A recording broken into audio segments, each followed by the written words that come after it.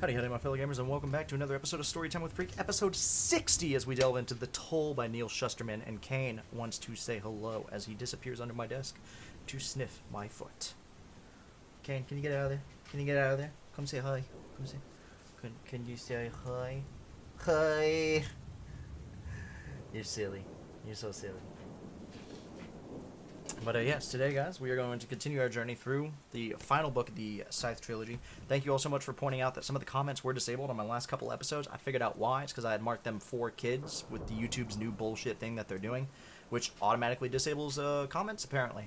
Even though people had commented on them previously, and then they deleted comments.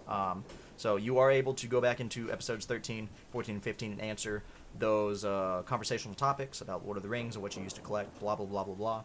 Thank you all so much, and I will make sure that that does not happen again. Without further ado, I want my own world. Will you give it to me? Even if I could, it wouldn't be your world. You would merely be its protector. Semantics only. King, queen, empress, protector, whatever title you choose, it's all the same.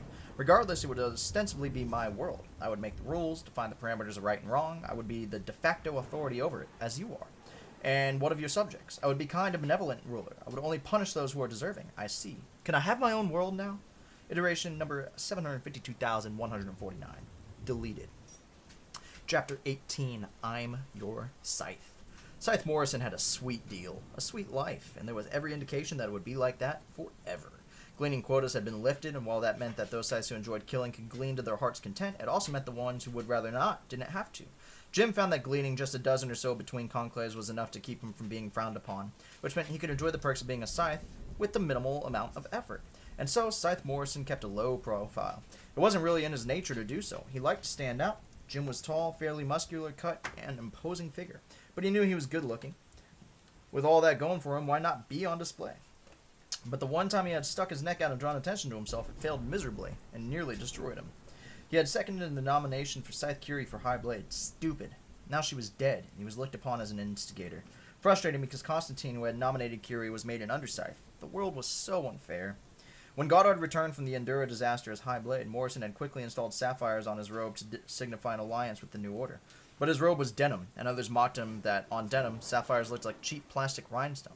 Well, fine, maybe they did, but they still made a point. His robe told the world that he was sorry for what he had done, and after a while his contrition had earned him indifference from both sides. The old guard Scythes washed their hands of him, and the New Order Scythes dismissed him.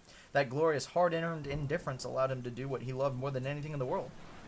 Nothing. That is, until the day he was summoned by the High Blade. Morrison had chosen for his residence the stately home of another famous mid-American. Not his patron historic, because the original Jim Morrison, while having a celebrated grave somewhere in Franco-Iberia, did not have a grand residence in the Americas, or at least not one grand enough for his Scythe.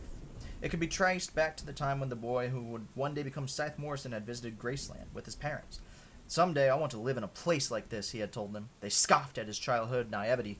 He swore that he would have the last laugh.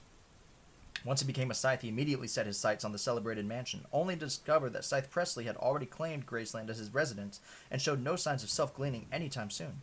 Damn! Instead, Morrison had to settle for the next best thing. Grouseland. It was the historic mansion of William Henry Harrison, a little-remembered mortal-age American president. Exercising his privilege as a Scythe, Morrison kicked out the ladies of the local historical society who ran the place as a museum and moved in. He even invited his parents to live with him there, and although they accepted the invitation, they never seemed all that impressed. On the day of his summons, he was watching sports, as was his penchant. Archives of classic games because he hated the stress of not knowing who was going to win. It was the 49ers versus the Patriots in a game that was only noticeable because 49er Jeff Fuller took a helmet-to-helmet hit so powerful it could have knocked him into an alternate dimension. Instead, it broke his neck. Very dramatic.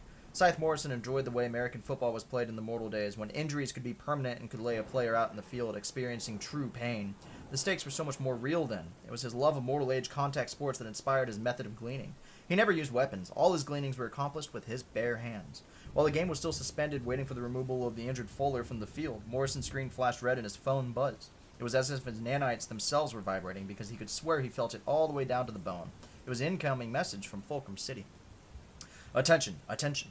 The Honorable Scythe James Douglas Morrison is summoned to a high-priority audience with His Excellency, the Honorable Rudyard Goddard, High Blade of the Mid-American Scythe. This could not be a good thing. He had been hoping that Goddard had forgotten about him, and that, as High Blade, the man had so many more important things to do that a junior Scythe like Morrison was not even on his radar. Perhaps it was one of his choice of his famous residents that had brought him to Goddard's attention. Grouseland was, after all, the first brick home from the Indiana Territory. Damn. Knowing that a summons from the High Blade was a drop everything kind of command, he did just that. Had his mother pack him a small bag and called for a Scythedom helicopter. Although Scythe Morrison had never even been to Endura, he imagined Goddard's glass residence in Fulcrum City was similar to the crystalline penthouses of the late Grand Slayers. In the ground floor lobby, Jim was greeted by none other than First Underscythe Nitch. "You're late," was the entire extent of Nitch's greeting. "I came the minute I got the summons," Morrison said, "and at 2 minutes after the summons, you were late." Nitch, aside from having a name that was painfully difficult to spell, was the man who might have been Highblade had Goddard not made his infamous reappearance at Conclave. Now he seemed to be little more than an elevator operator because escorting Morrison to the rooftop residence was his only contribution to the meeting. He never even got out of the elevator. "Mind yourself," he warned before the doors closed, as one might say to a child dropped off at a birthday party. The crystal residence was stunning, filled with unusual angles and slim furniture with minimal profiles as not to obstruct the 360-degree view. Only the frosted glass walls of the High Blade's bedroom marred the vista. Morrison could see a vague shadow of the High Blade moving around in there like a funnel spider deep in its web. Then a figure in green swept in from the kitchen area, Scythe Rand. If she wanted to make a grand entrance, it was foiled by the glass walls because Morrison had seen her long before she arrived in the room. No one could accuse this administration of not having transparency. "Well, if it isn't the heartthrob of the mid-American Scythedom," Rand said, sitting down rather than shaking his hand. "I hear your trading card has a high value amongst schoolgirls." He sat down across from her. "Hey, yours is valuable too," he said, "for different reasons." Then he realized it might be perceived as an insult. He said nothing more because he figured he could only make things worse. Rand was now legendary. Everyone in the Americas, maybe even the world, knew that she was the one who had brought Goddard back from the dead in a manner not even the Thunderhead would dare. Morrison was always put off by that grin of hers. It made you feel like she knew something you didn't and couldn't wait to see the look on your face when you found out. "I hear you made a man's heart stop last month with one blow," Rand said. It was true, but the guy's nanites had started his heart again. Twice. In the end, Morrison had to turn off the man's nanites with a gleaning stick to make it stick. That was one of the problems with gleaning without weapons or poison. Sometimes it just didn't take. "Yeah," said Morrison, not bothering to explain. "It's what I do. It's what we all do," Rand pointed out. "What's interesting is the way you do it." Morrison was not expecting a compliment. He tried to offer his own unreadable smile. "You think I'm interesting?"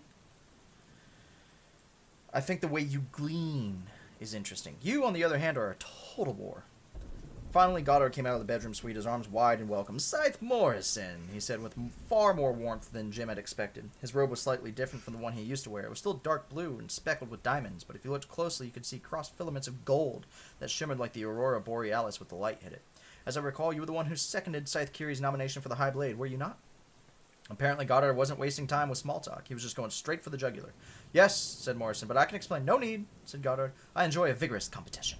Especially," added Rand, "one that you win." It made Morrison think of the games he liked to watch where the outcome was already determined, so he knew which team to root for. "Yes, well, at any rate," said Goddard, "neither you nor our friend Constantine had any idea that I was waiting in the wings, planning a grand entrance when the nomination was made." "No, Your Honor, I did not." Then he caught himself. "I mean, Your Excellency." Goddard made a point of looking him over. "The gems on your robe had a nice touch," he said. "Are they a fashion statement or something more?" Jim swallowed. "More," he said, hoping it was the right answer. He glanced at Rand, who was clearly happy to watch him squirm. "I was never actually aligned with the old guard," Morrison told them. "I nominated Curie because I thought it would impress Scythe Anastasia." "And why would you want to impress her?" Goddard asked. Trick question, thought Morrison, and he decided it was better to be nailed by the truth than to be caught on a lie. "I had the feeling that she was going places, and so I figured if I impressed her, you might get pulled along in her wake." "Yes, something like that." Goddard nodded, accepting the explanation. "Well, she did go somewhere. Although, to be more precise, I suspect she went multiple places before she was fully digested."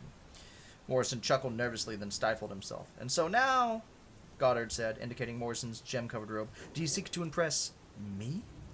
"No, Your Excellency," he said, once more hoping it was the right answer. "I don't want to impress anyone anymore. I just want to be a good Scythe." "What makes a good Scythe in your estimation?" "A Scythe who follows the laws and customs of the Scythedom as interpreted by their High Blade." Goddard was now unreadable. But Morrison noticed that Rand's grin had faded, and she looked more serious. He couldn't help but feel that he had just passed some sort of test. Or failed it. Then Goddard clapped him warmly on the shoulder. "I have a job for you," he said. "A job that will prove that your loyalty isn't just a fashion statement." Goddard took a moment to look out at the eastern view. Morrison joined him. "You are no doubt aware that the Tonists have found themselves a prophet who is uniting the various factions of their cult around the world." "Right. The Toll." "The Tonists are the enemies of all we represent. They don't respect us or our calling. Their adherence to fictional doctrine threatens to undermine our society. They are weeds that need to be pulled out of the root. Therefore, I want you to infiltrate the Tonist enclave that shields this so-called Toll, and then I want you to glean him. The scope of the request was so great it made Morrison lightheaded. Glean the toll? Was he really being asked to glean the toll? Why me? Because, said Goddard, his robes shimmering in the late afternoon light, they would see a more accomplished scythe coming from miles away, but would never expect me to send a junior scythe like yourself. And besides, no one will be able to get a weapon near him. What we need is a scythe who can glean with his bare hands. That made Morrison smile. Then I'm your scythe. That is the end of chapter 18. That door, that accursed door. I have not seen it for almost a year. I have sworn never to seek what lies beyond it. I am done with it, just as I am done with the world, and yet there's not a day that goes by that I don't think of that infernal door. Were the founding scythes insane? Or perhaps they were wiser than anyone who gave them credit for, because by requiring two scythes present to open that door, it ensured that a madman like myself could not access that failsafe, whatever it might be. Only two scythes in perfect agreement could breach the chamber and save the scythedom. Fine, I could not care less. Let the world tear itself to shreds. Let the secrets of the founders remain hidden for all eternity. Serves them right for leaving it so well concealed. It was their choice to co-sign it to the myth and nursery rhyme, to bury it in esoteric maps locked in arcane rooms. Did they truly expect someone to come along and solve the riddle? Let it all crumble to nothing. My sleep is peaceful without testing the weight of the world. I am responsible only for myself now. No gleaning, no endless moral quandaries. I have become a simple man, content with simple thoughts. The patching of my roof, the patterns of the tide. Yes, simple. I must remember not to complicate. I must remember. But that damnable door! Perhaps the founders were not wise at all. Perhaps they were ignorant and terrified and sorely naive in their idealism. Here are 12 people who dared imagine themselves angels of death, clothing themselves in flamboyant robes just to be noticed. They just had seemed ridiculous until the day they actually did change the world. Did they ever doubt themselves? They must have, because they had a backup plan. But would the backup plan of frightened revolutionaries be elegant, or would it be ugly and reek of mediocrity? For after all, it was the plan that they didn't choose. What if their alternate solution is worse than the problem? Which is one more reason to stop thinking about it, to renew my resolve to never ever seek it, to stay far, far away from that infuriating, detestable door. From the Post-Mortem Journal of Scythe Michael Faraday, June 1st, year of the Ibex. Chapter 19, Eyelet of Solitude. Faraday wanted no part of Kwajalein anymore. On the horizon he could see structures rising. Ships came each week with more supplies, more workers toiling like drones to turn the atoll into something it was not. That was the Thunderhead up to gain this place. Kwajalein was his find, his triumphant discovery. The Thunderhead had brazenly jumped his claim. Although Faraday was curious, he didn't give in to that curiosity. He was a scythe, and he flatly refused to have anything to do with the work of the Thunderhead. He could have banished it from the atoll if he'd chosen to, after all. As a scythe and above the law, he could demand anything, and the Thunderhead would have to abide by it. He could have proclaimed that it was not allowed within 100 nautical miles of Kwajalein, and it would have no choice but to retreat the precise distance that he had ordered it to, taking all its construction equipment and workers with him.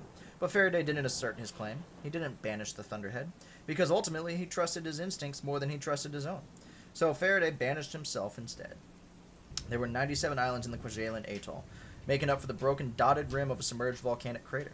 Surely he could claim one as his own. He set aside his mission in those early days and appropriated a small raft that had arrived with the first supply ships. Then he took it to one of the islands on the far rim of the atoll. The Thunderhead respected his choice and left him alone. It kept his tiny little island out of its plans, but not the other islands.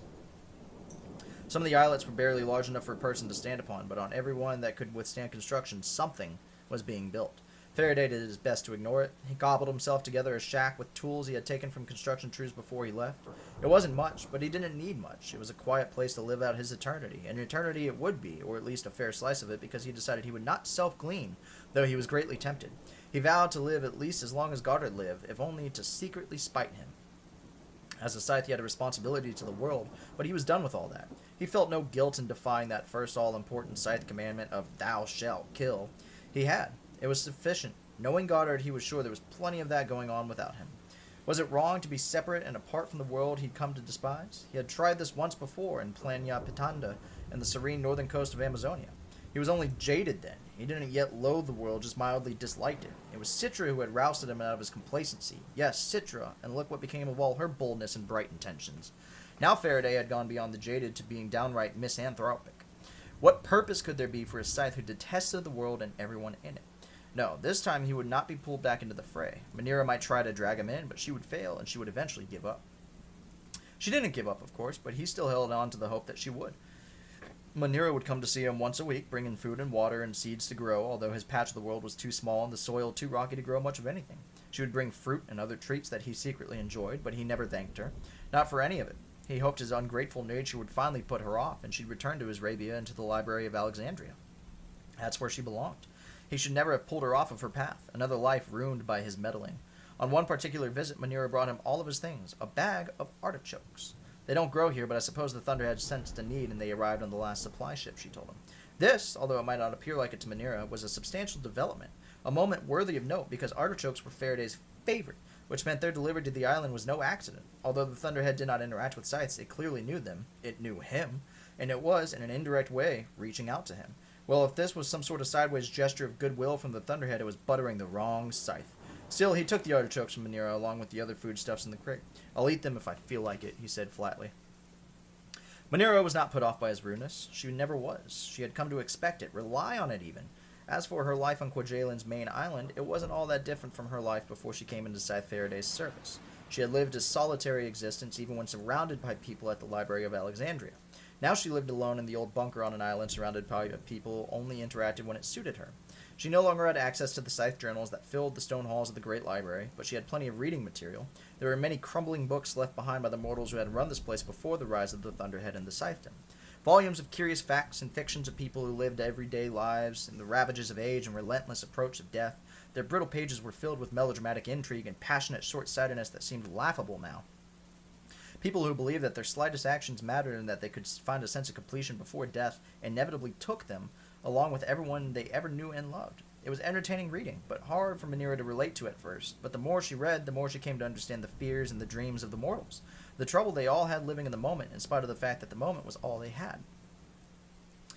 Then there were the recordings and journals left behind by the militaristic folk who had used the martial atolls, as they were once called, for the testing of large-scale weaponry, ballistic radiation bombs and such. These activities were also driven by fear, but masked behind a facade of science and professionalism. She read it all, and what would have been dry and repertorial to others was a tapestry of hidden history to Manira. She felt she had become an expert on what it must have been like to be mortal in the wild world before the benevolent protection of the Thunderhead and the wise gleaning of the Scythes. Not so wise anymore. Gossip among the workers was filled with tales of mass gleanings, and not just in mid-America, but in region after region. She wondered if the outside world had begun too, in some ways, to resemble the mortal one. But rather than being fearful, the workers just seemed blazed. It never happens to us, they would say, or to anyone we know, because after all, 1,000 people gleaned in a mass event with such a small drop in the bucket, it was hardly noticeable. What was noticeable, however, was that all the people tended to stay away from theaters and clubs, as well as to disassociate from unprotected social groups. Why tempt the blade had become a common expression. So ever since the rise of Goddard's New Order, the silence of the Thunderhead, people lived smaller lives, a sort of post-mortal feudalism, where people kept to themselves and didn't bother with the tumultuous doings of the high and mighty and things that had affected other people in other places. I'm a brick slayer. In paradise, one of the workers on the main island told her. My husband enjoys the sun and my children love the beach. Why stress my emotional nanites by thinking of terrible things? A fine philosophy, until the terrible thing came to you. On the day Manira brought Faraday artichokes, she dined with him at the small table he had built and positioned on the beach, just above the high tide. It afforded him a view of the structures rising in the distance, and in spite of what he said, he did roast the artichokes for them. Who's running things over there? Faraday asked, glancing at the other islands across the massive lagoon. He never usually asked about what was happening around the rest of the atoll, but tonight he did. Manira saw this as a good sign. The Nimbus agents call any of the shots that aren't already taken care of by the Thunderhead, she told him. The construction worker called them Thunderoids because they're such a pain in the ass. She paused because she thought Faraday might laugh at that, but she didn't. Anyway, Sakura blusters like he's in control, but it's Loriana who gets things done. What sorts of things? Faraday asked. No, don't tell me. I don't wish to know. Still, Manira pushed the conversation further, trying to bait his curiosity. You wouldn't recognize the place, she said. It's become like an outpost of civilization, a colony. I'm surprised Goddard hasn't sent his emissaries here to find out what the commotion's all about, Faraday said. The outside world still doesn't know that this place exists, Manira told him. Apparently the Thunderhead has kept it a blind spot to everyone else. Faraday gave her a dubious look. You're telling me that those supply ships don't bring stories home from about the place they're not supposed to exist? Manira shrugged. The Thunderhead has always had projects in far-flung places. No one who's come has left yet, and the people who are here have no idea where they even are, much less what they're building. And what are they building? Manira took her time in answering. I don't know, she told him. But I have my suspicions. I'll share them with you when you feel they are look a little less foolish, and when you end your prolonged pouting. Pouting is a passing thing, he told her dismissively. What I have is a mindset. I will not suffer this world again. It has done me no good. But you've done much good for it, she reminded him, and received no reward for my efforts, only pain. I don't think you were doing it to be rewarded. Faraday stood up from the table, indicating that the meal and the conversation were over. When you come back next week, bring tomatoes. It's been a long time since I had a good tomato. And that is the end of chapter 19. Alright, we'll go ahead and knock out chapter 20 as well. Easy instructions for tamper-resistant security pack. Box 1, confirmation of surname. Please initial. Box 2, confirmation of given name and middle initial if applicable. Please initial. Box 3, please place the tip of your right index finger here and hold in place until the space turns green. Box 4, please refer to Lancet instructions. Lancet, instructions for use. Wash hands with soap and water. Dry thoroughly. Select a slightly off-center fingertip site. Insert lancet into the lancing device. Remove cap and use. Apply drop of blood to the space indicated in box 3 of security form. Recap lancet. Discard appropriately. Chapter 20. Spiral Logic. Loriana Barchok had never felt so lightheaded, so dizzy. She tried to wrap her head around what she now knew, but found her mind stretched too thin to even try. She had to sit down, but the moment she did, she found herself standing again and pacing, then staring at the wall, then sitting there once more. A package had arrived that morning. It required a thumbprint ID to open as well as a smear of blood to confirm her DNA. Loriana didn't even know such a package existed. Who needed anything to be that secure? The first page was a distribution list, all the people who had received a copy of the enclosed documents. In any of the endeavors sized, there would be hundreds. But this package had a distribution list of 1. What was the Thunderhead thinking? It truly must have malfunctioned if it was sending an eyes-only high-priority document like this to her. Didn't it know that she was terrible at keeping secrets? Of course it knew it. It knew everything about everyone. So the question was, did it send the package to her fully expecting her to blab about it to everyone? Or did it truly trust her to be the sole keeper of this hidden flame? Is this what the Toll felt like, she wondered, the moment he realized he was the only one whom the Thunderhead still spoke? Did he get dizzy too? Did he alternate between pacing and sitting and staring into space? Or did the Thunderhead choose someone more wise and worldly for its voice on Earth? Someone who could take such an awesome responsibility in stride. They had only heard of the Toll through the hearsay of arriving workers. Some people believed the Thunderhead spoke to him, others didn't, and thought it was just typical Tonist madness. Oh, he's real, Sakura had told her. I met him once with Hilliard and Kyon, which made anything he said about the encounter suspect, since Sakura was the only one of the 3 still alive. He's the one who sent us here, gave us these blasted coordinates. Of course, that was before all the holy man business. That all came later. He seemed rather ordinary, if you ask me. And you know ordinary? Loriana wanted to say, but she didn't say anything and let Sakura get on with his business. Loriana was not offered the job as Sakura's assistant when they first began to settle in a year ago. That went to another junior agent who lavished praise on Sakura and doted on him like an overachieving valet. Well, if Loriana had been offered the job, she would have refused it. After all, everything they did here was nothing but an illusion of employment. No one was being paid, not even on the basic income guarantee. People worked because they didn't know what else to do with themselves, and with ships arriving regularly now, there was always something that needed to be done. The former Nimbus agents joined construction crews or organized social events. One even opened up a bar that had quickly become the go-to spot after a long, hot day. And no one needed money on the atoll because the supply ships arrived with everything they might want or need.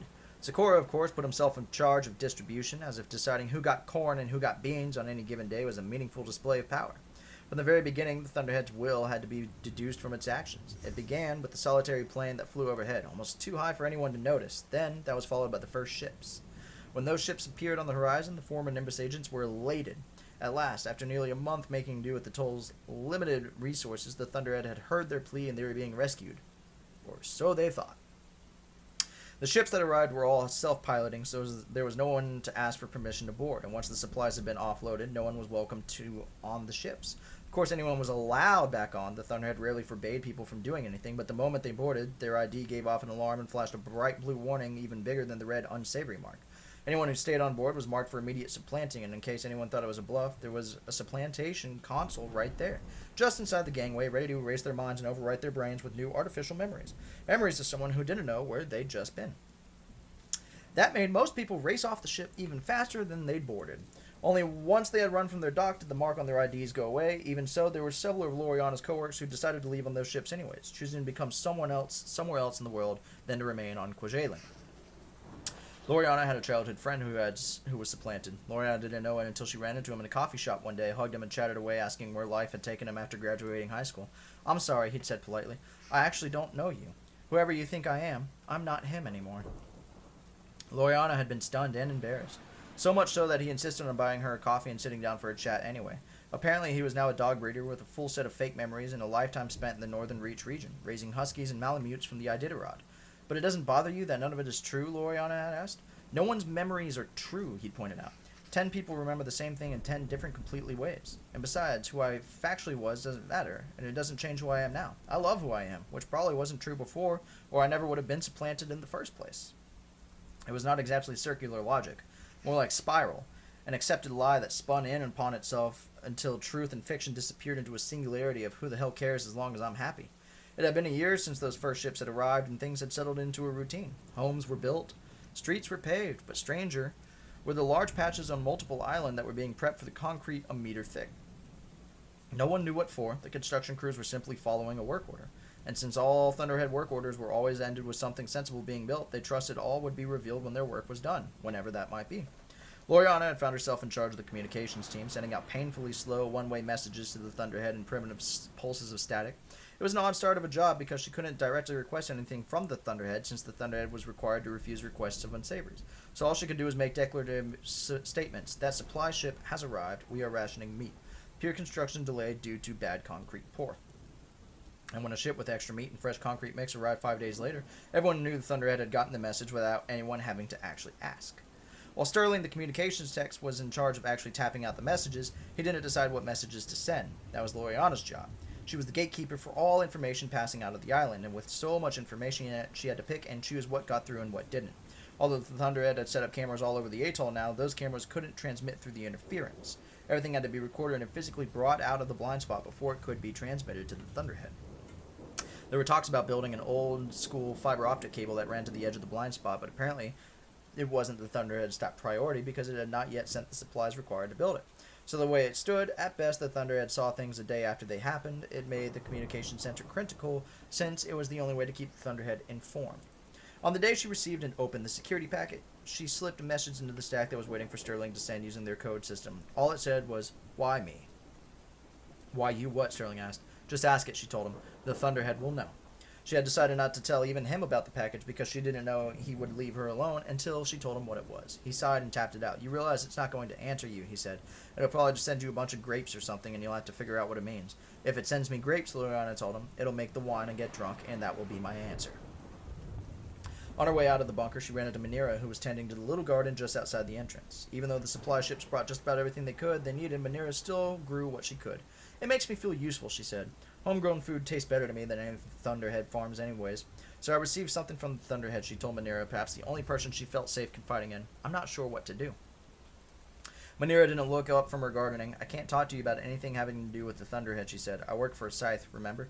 "I know, it's important, and I don't know what to do about it." "What does the Thunderhead want you to do about it?" "It wants me to keep it a secret." "Then keep it a secret," Manira said. "Problem solved." But that was just spiral logic too, because information was never given by the Thunderhead without there being a purpose to it. She could only hope that the purpose would become evident, and when it did, that she didn't screw it up.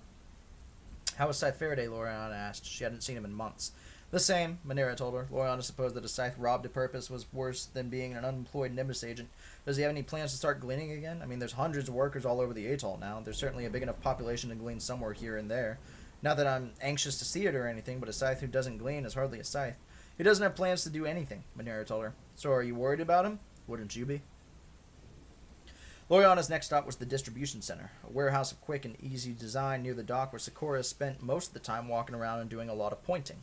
Loriana was there because she needed to gauge him, to see if he was acting differently, to see if maybe he had gotten the same information she had, whether or not he was on the official distribution list. But Sakura was the same as always, bureaucratic and managerial, the undisputed master of petty projects. After a while, he noticed her lingering there. "Is there something I can do for you, Agent Barchok?" he asked. Although he hadn't actually been in Nimbus agents for more than a year, he still acted as if they were. "I was just wondering," she said, "if you'd given any real thought as to why we're here on the Quadrillion." He looked up from his inventory tablet and took a moment to study her. "Clearly the Thunderhead wants to establish a community here, and we are the ones to choose to populate it. Haven't you realized that yet?" "Yes, I know," Loriana agreed. "But why?" "Why?" Sakura echoed, as if the question were preposterous. "Why does anyone live anywhere? There is no why." There was no use pushing beyond that. Loriana realized that this was exactly what the Thunderhead wanted Sakura to think, which was probably part of the reason why he didn't get the package. If he had, he would have insisted on putting his thumb in the pie and ruining it. It was best if he didn't even know that there was a pie to be messed with. "Never mind," Loriana said. "I'm just having a rough day." "Everything is as it should be, Agent Barchok," he said in a feeble attempt to be fatherly. "Just do your job and leave the big picture to me." And so she did. Day after day, she sent the messages that needed to be sent and watched the massive construction effort continued. Everyone laboring with the blind, happy diligence of worker bees, ignorant of anything but their specific task. Their worlds have gotten so small that they couldn't see beyond the next rivet to be welded. Everyone but Loriana, who, unlike Sakura, did see the big picture. Because in that DNA-protected package, there were more than just simple documents. There were blueprints and schematics, the plans for everything the Thunderhead was planning to build here. And like the package itself, it required her initials, thumbprint, and a drop of blood to signify her approval of the plans, as if she were the administrator of the entire undertaking. It took all day and a night of tossing and turning, but the following morning she gave her biological approval. Now she knew exactly what the Thunderhead was building here. She doubted anyone had even suspected it yet, but they would. In a year or two, it would be hard to hide it. And for the life of her, Loriana didn't know whether she should be positively joyful or absolutely terrified. And that is the end of Chapter 20. Thank you all so much for watching this episode of Storytime with Freak. Hopefully you guys enjoy the content. We are back to creating multiple types of content. As I said in the beginning of the video, music covers, funny moments videos, blah, blah, blah, blah, blah. Comments are enabled for those other Storytime episodes that you guys could not answer on. Please feel free to check out the links down below. Check out the Twitter, the Discord, join the Gamers of the Roundtable Circus community, check out the merch. Support the content creation dream, guys. The conversational topic, I believe, for you all on this one is... I know most of you are just here for Storytime with Freak and you don't care about video games, but what type of other videos do you watch on YouTube? The Gamers of the Roundtable is a variety channel to tap into all sorts of content creation, so if there are other types of things you're interested in, we might be able to explore those options. I like doing movie reviews and book reviews and game reviews. I've just got to get better about writing the scripts out. I've got so many ideas in my head, it's just very difficult to actually get them on paper into life. Like, I'll start 17 different projects and not finish it. So let me know what else you guys watch on YouTube that is not Storytime, and I will catch you all in the next one. Stay freaky.